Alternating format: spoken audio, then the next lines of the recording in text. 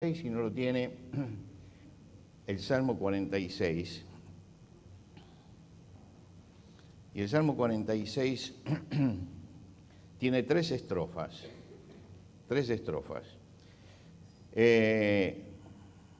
Porque el tiempo está avanzado, vamos a leer solamente la primera estrofa, que es donde nos vamos a centrar hoy, y luego en los domingos siguientes vamos a ver las siguientes estrofas. El Salmo 46 dice: Dios es nuestro amparo y fortaleza, nuestro pronto auxilio en las tribulaciones. Por tanto no temeremos, aunque la tierra sea removida y se traspasen los montes al corazón del mar, aunque bramen y se turben las aguas y tiemblen los montes a causa de su braveza. Ahí termina la primera estrofa, viene la palabra hebrea para que nos detengamos y pensemos, y después aparece nuevamente después del versículo 7, antes del versículo 8, para que nos detengamos. Hoy nosotros nos detenemos para pensar en esta primera parte. Uno de los problemas que tuvo este salmo, que ha sido tal vez las primeras palabras de este salmo han sido repetidas por los cristianos de todos los tiempos y estoy seguro que muchos las saben de memoria y lo repiten. Dios es nuestro amparo y fortaleza, nuestro pronto auxilio en las tribulaciones. Hasta ahí todos lo tenemos claro, el Salmo, ¿no? Y repetimos esto porque tiene que ver con nuestra vida espiritual. Es interesante leerlo detenidamente y es lo que vamos a tratar de hacer en estos 3 domingos. Lo primero que uno se da cuenta es que este Salmo fue muy difícil fecharlo. A los salmos se le trata de poner la fecha en que más o menos fueron escritos. Todos los salmos, sabemos cuáles son los salmos de David por la tradición, y hay otros que es muy difícil fecharlo. ¿Por qué? Porque la evidencia interna es la que se sale de la lectura del Salmo, habla de un momento de grandes convulsiones, de una situación muy angustiante y de un conflicto personal, nacional e internacional. Quiere decir que este Salmo tiene que haber escrito en un momento muy difícil de la historia. La única situación en la que este Salmo encaja perfectamente es durante el reinado de Ezequías, el rey Ezequías. Ahora, los que vienen los días miércoles están siguiendo la vida de Ezequías y yo estaba pensando en todo esto y de pronto cuando escucho el miércoles pasado la reflexión, dije, tengo que predicar sobre este salmo. Dejé todos los papeles de otras cosas porque sentía realmente que era el momento de hablar de esto. Ezequiel nos viene hablando de todo lo que pasó con el rey Ezequías, que era un rey reformador que quitó la idolatría de Israel y sacudió al pueblo y lo volvió a organizar y lo trató de ordenar. Quitó todas las cosas que podían perjudicar espiritualmente al pueblo. Y cuando estaba todo perfecto y todo andando, apareció Senaquerib, que era un rey de Asiria, que era un conquistador, y comenzó a asolar primero los pueblos vecinos. Bueno, empezaron a ver en el horizonte otras ciudades que humeaban, porque ellos avanzaban permanentemente y destruían todo, saqueaban, incendiaban, hacían tributarios a los pueblos, era un desastre lo que hacían. Y finalmente señalaron la ciudad de Jerusalén, donde estaba el rey Ezequías, para llegar allí. Y la rodearon, la sitiaron. La ciudad de Jerusalén es una ciudad fácil de sitiar y el problema de que no tenga ningún río dentro ni nada y no tenga agua, la hace caer rápidamente. Hicieron una guerra psicológica primero, diciéndole, miren, ¿ustedes están seguros de que Dios los está protegiendo? Después les decían, ¿están seguros de que Dios no está con nosotros, que nos está dando tantas victorias? ¿Por qué no bajan los brazos y se entregan? Y amenazaban permanentemente, desanimando, desmoralizando, amedrentando. Y Ezequiel planteó el miércoles pasado una escena que seguramente en los que estábamos nos quedó grabada, de el rey con dos de lo que llamaríamos hoy de sus ministros, se vistieron de cilicio, es decir, se colocaron una bolsa de arpillera encima y salieron así vestidos delante del pueblo para mostrar la humillación, la angustia que ellos estaban sintiendo en ese momento. y que estaban desmoralizados verdaderamente. La actitud de Ezequías era porque él sentía que humanamente el asunto estaba perdido, que ese enemigo había llegado para destruirlo todo.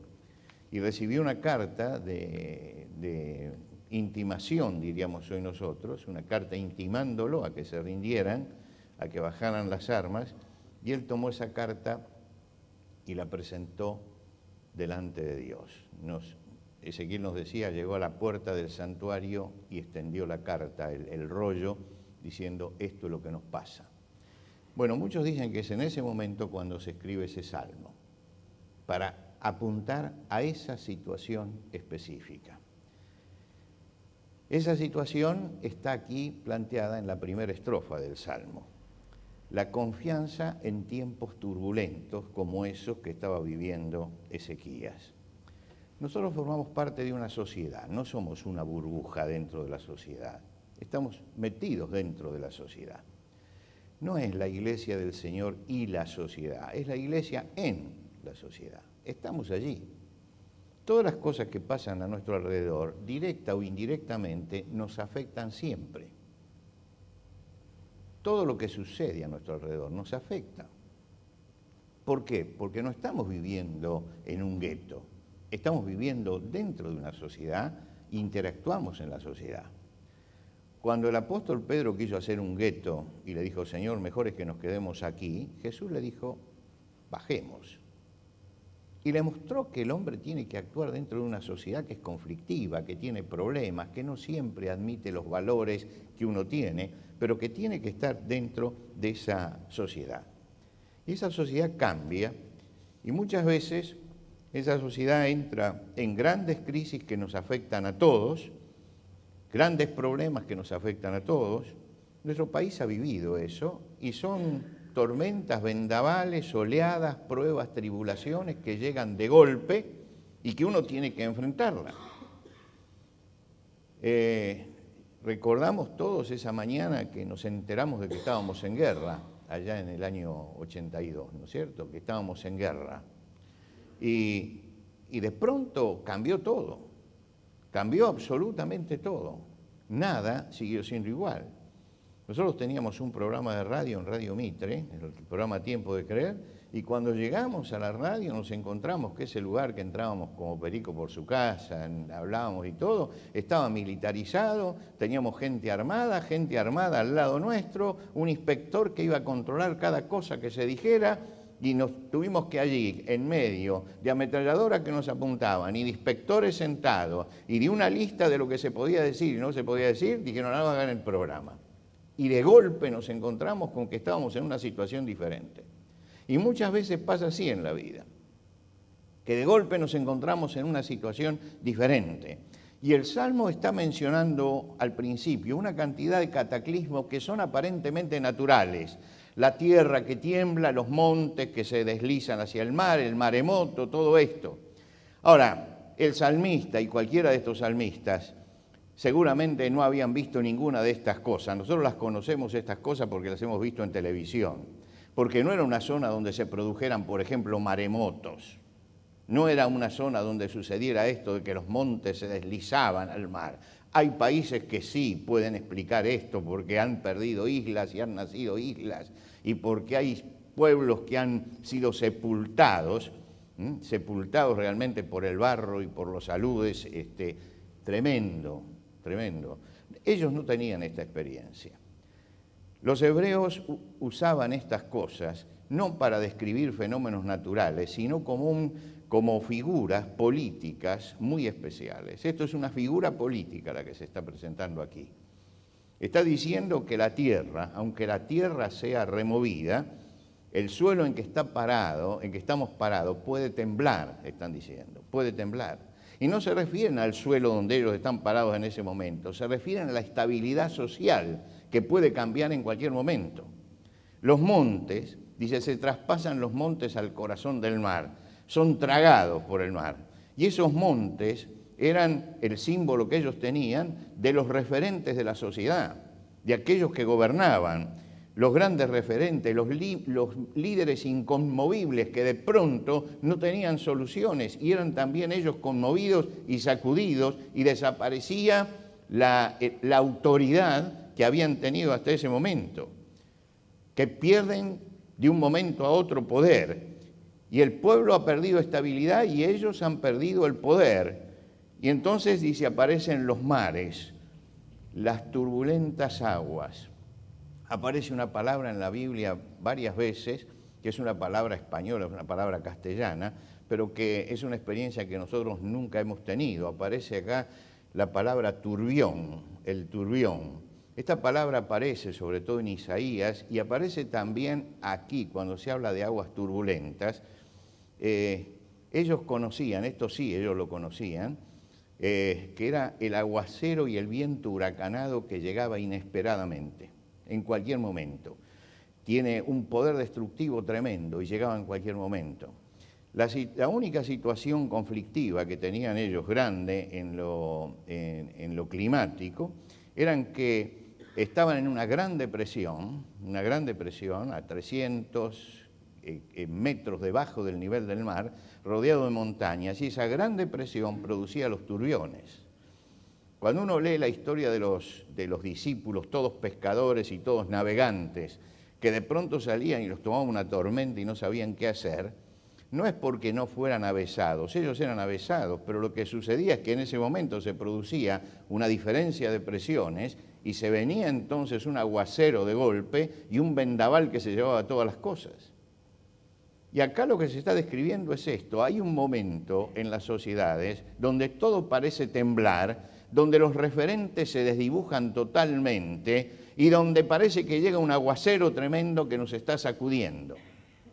Y yo creo que nosotros estamos viviendo uno de esos momentos históricos donde los referentes se caen para un lado y para otro y no tienen respuesta, y por el otro lado donde todo se sacude y donde los principios que eran estables empiezan a moverse y donde empezamos a preguntarnos dónde estamos parados en este momento.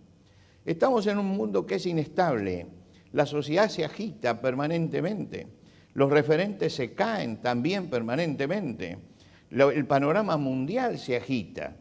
De pronto estamos temblando porque se está enfrentando Estados Unidos con Corea del Norte y de pronto se amigan y empieza el problema por otro lado y entonces estamos en un mundo tremendamente convulsionado.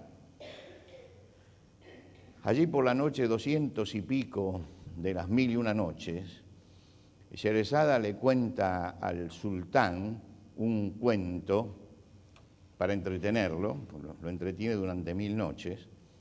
Para entretenerlo le cuenta el cuento de Simbad el Marino y le cuenta de un muchacho que tenía toda la riqueza de su padre que la había heredado y la perdió toda. Y entonces empieza a tratar de negociar para recuperar con lo poco que le quedaba, y en esa negociación que empieza a hacer, entiende que tiene que comerciar con otros países y sube un barco y empieza a navegar. Tienen que atravesar una parte muy prolongada sin ver tierra y sufren también una tormenta y todos los problemas que trae eso. Y de pronto ven una isla con vegetación, dice, parecía un prado eso, maravilloso. Y entonces enfilan el barco hacia allí y bajan. Y el capitán dice, bueno, los que quieren bajar, bajen, dice, y disfruten este momento, y bajan para disfrutar ese momento. Y entonces él baja y con otros marineros que bajan junto con él, encienden fuego para hacer un poco para comer, y cuando encienden fuego la tierra se empieza a mover, y se empieza a mover y se sacude, y se sacude, y se sacude, y ellos tratan de volver al barco, y él no logra volver al barco, la historia es larga, y entonces dice la que contaba el cuento, dice, era una ballena que había estado mucho tiempo quieta, y entonces se había creado un musgo arriba de ella, y en ese momento se sacude. Y a veces cuando yo recuerdo ese cuento, me parece que la sociedad nuestra pasa esto, de pronto usted está tranquilo y de repente todo se sacude, todo se sacude. Se produce una confusión mental en todos ¿Qué está pasando? Se turba nuestro espíritu, nos acongojamos frente a esto. Lo mismo que sintió Ezequías, muchas veces lo sentimos nosotros en la sociedad nuestra, con cambios, con giros tremendos, estos giros tremendos que estamos viviendo. ¿Qué es lo que dice el Salmo? El Salmo nos da una respuesta y nos muestra en primer lugar que Dios está siempre activo, siempre activo. Dios nunca está distraído ni nunca está durmiendo, siempre está activo. Puede estar callado, pero no significa que está ajeno, y su silencio nunca es inactividad. Nos señala que está de nuestro lado, nuestro amparo y nuestra fortaleza, nuestro. ¿Por qué esta palabra ha sido repetida por tantas personas y tantos cristianos durante siglos? Porque esta palabra trae el gran consuelo del Señor. Dios está a nuestro lado. El Señor Jesucristo le dijo a los discípulos: yo estoy con vosotros todos los días hasta el fin. ¿Qué valor tiene ese con? Ese con nosotros no es la compañía pasiva. Es el Dios activo de parte de aquellos que son fieles a Él. El Dios activo. Decimos con el salmista, como en el Salmo 121, mi socorro viene del Señor que hizo los cielos y la tierra. No va a dar mi pie al resbaladero, ni se va a dormir el que me guarda. Y esto es una de las cosas que uno tiene que tener presente en estos momentos turbulentos, que Dios es siempre la ayuda y la protección permanente que tenemos, y es el pronto auxilio. Él utiliza el salmista: Dios es nuestro amparo. El amparo es el lugar donde nosotros nos cobijamos, es el lugar que buscamos en los momentos de dificultades para protegernos. Salimos, se largó un aguacero, no tenemos un paraguas, ¿qué hacemos? Y buscamos inmediatamente un lugar donde ampararnos, donde resguardarnos, algo que nos libre de lo que está pasando. Esta es la idea que tiene, el lugar debajo del cual nos cobijamos. Cuando Isaías, 700 años antes de Cristo, habla de Jesús, él dice: y será aquel varón como un escondedero contra el viento y como un refugio contra el turbión. Como un escondedero contra el viento y como un refugio contra el turbión. Cuando yo estoy en ese lugar, estoy protegido. Y esta es una cosa de la que tenemos que tomar conciencia. Dios es nuestro amparo y nuestra fortaleza. Cuando se habla de amparo y fortaleza, no se habla de fenómenos meteorológicos, se habla de fenómenos espirituales. En ese momento en que mi espíritu entra a temblar frente a lo que está pasando, allí tengo en el Señor mi amparo y tengo en el Señor mi fortaleza. La roca sobre la cual nos asentamos, Dios es nuestra fortaleza. El Salmo 91 dice: esperanza mía y castillo mío, mi Dios en quien confiaré. Está allí. El fundamento, el refugio que tiene el cristiano es un fundamento y una esperanza que no será removida. Los refugios humanos son siempre destruidos y siempre caen vencidos. El refugio que da el Señor es un refugio permanente. Y dice: y es el pronto auxilio en la tribulación, el pronto auxilio. En los momentos de angustia buscamos una salida y tratamos de aferrarnos a alguien. Podemos cometer errores como cometió a veces el pueblo en el pasado. Buscar una ayuda fuera de Dios, a ver qué puedo encontrar. El pronto auxilio es la disposición que tiene Dios permanentemente de estar cerca y de protegernos.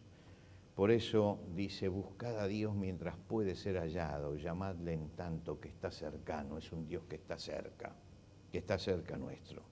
Es el pronto auxilio en nuestras tribulaciones, el pronto auxilio. El apóstol Pablo escribe en la segunda carta a los Corintios, hace una descripción de algo que le había pasado, muy vívida, y dice: pero tuvimos en nosotros mismos sentencia de muerte, habían sido condenados a muerte, para que no confiásemos en nosotros mismos, sino en Dios que resucita a los muertos, el cual nos libró y nos libra, y en quien esperamos que nos librará. Él utiliza los 3 tiempos del verbo.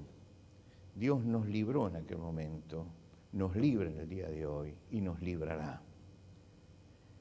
Es tan certera la palabra esta. En el pasado Dios está presente, en el presente Dios también está, y Dios está presente en el futuro. Y esto tiene que traernos tranquilidad en nuestra vida, a pesar de las turbulencias y de las tormentas y de que todo se agite alrededor.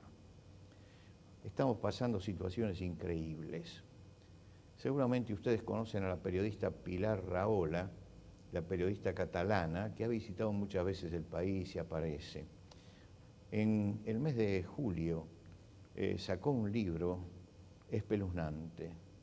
Se llama SOS Cristianos. Ella misma dice, yo no soy creyente, no soy cristiana, pero veo el vendaval que se está desatando contra los cristianos. Y en ese libro habla de las luchas que están teniendo los cristianos en tantas partes del mundo.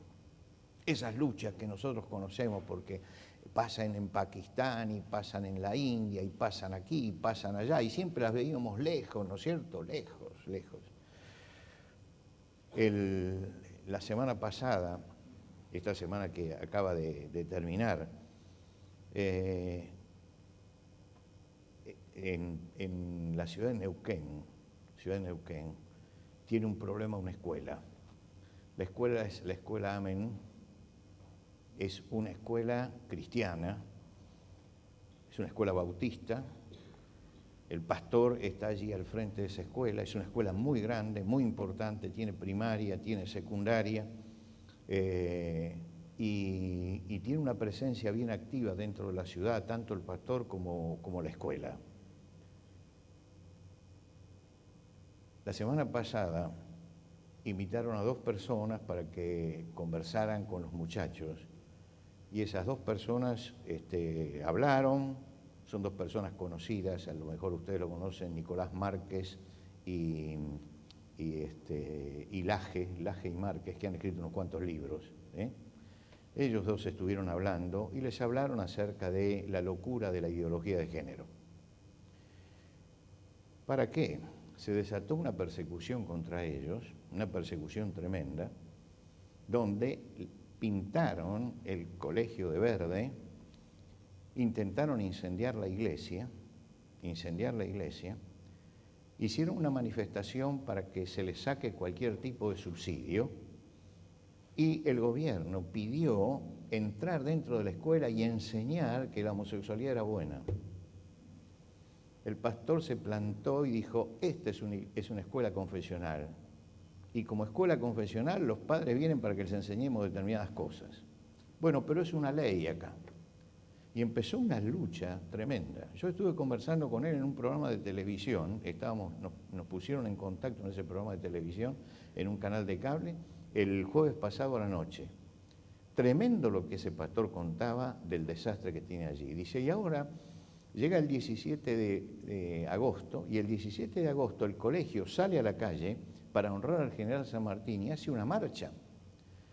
Dice, nos hicieron a la misma hora y en el mismo lugar y con el mismo recorrido otra marcha para que se produzca un problema.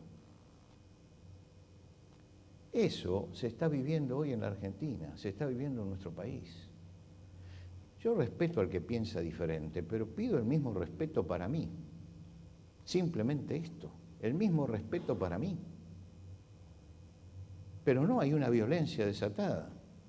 Esta semana, y esto lo sé de primera mano, porque no ha salido en ningún diario, pero sucedió, ANMAT, acá los que son médicos o profesionales de la medicina saben lo que es ANMAT, que es la que da los permisos para los medicamentos. Aceptó que el misoprostol se fabricara en el país con una determinada cantidad que no era la que habitualmente, únicamente para uso por profesionales dentro de los centros de salud, únicamente para eso. Usted dice, bueno, salió esto lo publicaron incluso los diarios, a veces equivocadamente, diciendo que la iban a vender en las farmacias y todo esto, y no es así, ¿no? Para los centros de salud únicamente, con receta médica, para casos bien específicos. Apareció un grupo de gente y entró y tomó el lugar a los gritos de por qué no lo permitían para todo el mundo y públicamente, que lo tenían que hacer, y querían obligar a los médicos y a los que están trabajando allí a que permitieran que esto se vendiera públicamente en las farmacias para toda la gente que quisiera abortar. La doctora que estaba allí y que dirigía salió llorando de allí, frente a la presión que habían tenido. ¿Por qué? Por querer defender un principio de respeto por la vida humana. Esto es lo que estamos viviendo, una violencia tremenda que se desata en cualquier momento y en cualquier lugar contra un profesional de la medicina, contra un profesional de la educación, que ya no se le tiene el más mínimo respeto. Esto presagia un tiempo bastante difícil. No voy a ser apocalíptico, yo voy aquí, no voy a ser apocalíptico, me propongo no ser apocalíptico, pero presagia un tiempo difícil de dificultades en cuanto al futuro. Y nos va a pasar lo que le pasó un día a un profeta de la antigüedad, el profeta Nahum. El profeta Nahum vio cómo se manejaba la sociedad de su tiempo y dónde estaban yendo.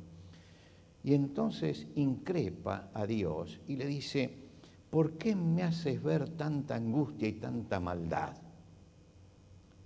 Un profeta que se atreve a presentarse delante de Dios y decirle, ¿por qué me haces ver todo esto?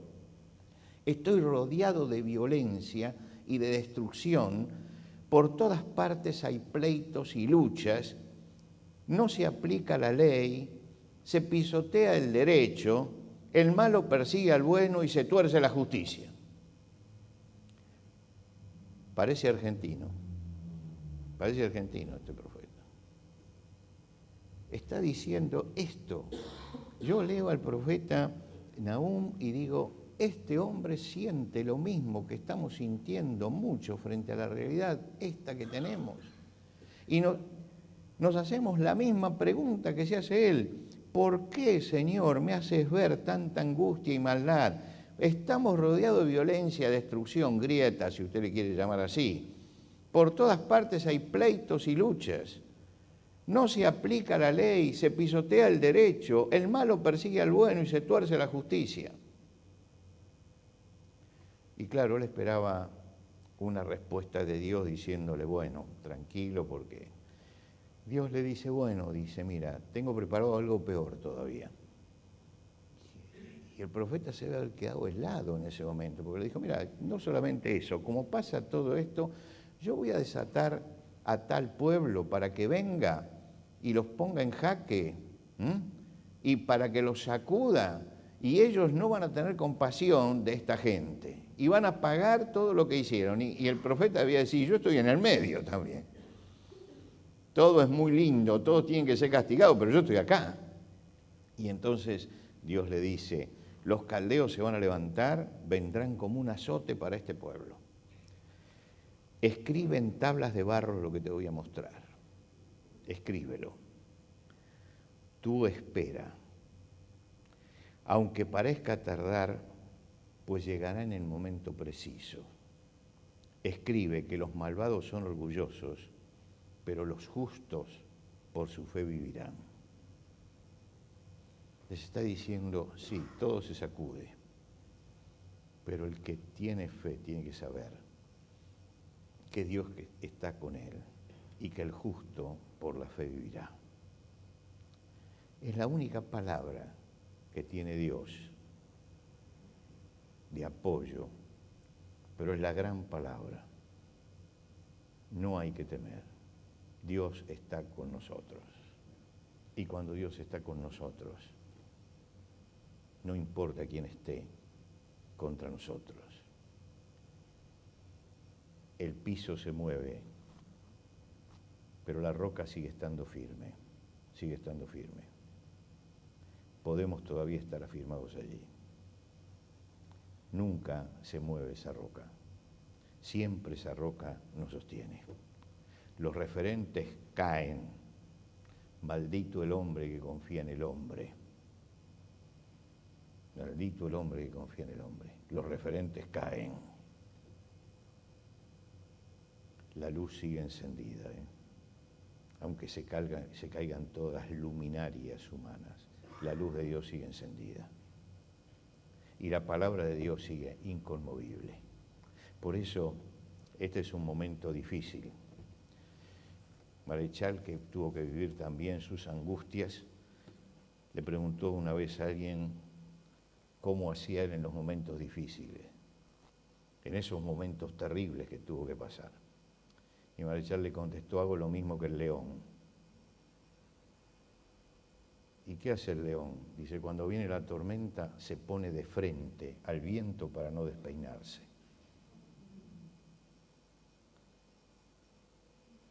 Y creo que hay que poner la cabeza y el pecho al frente de donde viene la tormenta. No huir ni correr, sino ponerse de frente, porque es la única forma en que no nos van a despeinar, es que vamos a poder seguir manteniendo nuestra integridad. Y recordemos y repitamos junto con el salmista: Dios es nuestro amparo y fortaleza, nuestro pronto auxilio en la tribulación. Nos ponemos de pie. Señor, esta mañana nos acercamos a ti agradecidos de corazón por el encuentro que hemos tenido y te rogamos ahora, al despedirnos, que tú nos des paz y tranquilidad. Te pedimos, Señor, por los que están en este momento luchando allí en Neuquén, por mantener en pie un testimonio tremendo como esa escuela, y todos los que están apoyando todo eso para que esto no se caiga. Y te rogamos, Señor, que tú sostengas a los que están llevando adelante esta lucha. Te rogamos también por los cristianos que están trabajando en lugares claves en nuestra sociedad donde pueden ser afectados. Bendice, Señor, a los maestros, bendice, Señor, a los que están trabajando en el tema de la salud para que puedan cumplir con los principios tuyos y mantenerse firmes. Señor, te rogamos que esta semana, que es una semana como todas las semanas de nuestra vida, es una semana de trabajo, de lucha, de compromiso, de problemas, de dificultades, nos des la paz del Señor todos los días, para que podamos vivir plenamente nuestra vida como cristianos y podamos en todo lo que hagamos y lo que decimos mostrar lo que Jesucristo hizo por nosotros. Y Señor, te rogamos que tengamos en mente permanentemente que somos los que seguimos al Príncipe de la Paz y que el Príncipe de Paz es quien está con nosotros, que la violencia no se apodere de nadie, de ninguno de tus hijos, para que podamos mantener un testimonio fiel y seguro, ser enérgicos en la palabra, pero cuidarnos siempre de no ser violentos en las acciones. Señor, que podamos ver la mano tuya sosteniéndonos y ayudándonos en todo. Te pedimos esto en el nombre de nuestro Señor Jesucristo. Amén. Amén. Vamos a